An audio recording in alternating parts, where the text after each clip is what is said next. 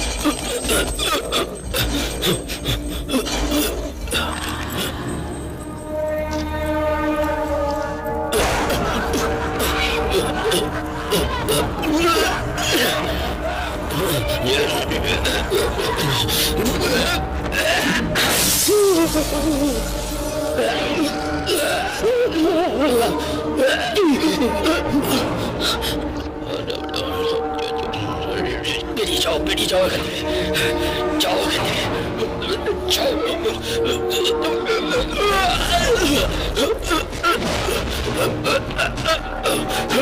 যাও, যাও, বেরিয়ে যাও এখান থেকে, যাও। বাবা, বাবা,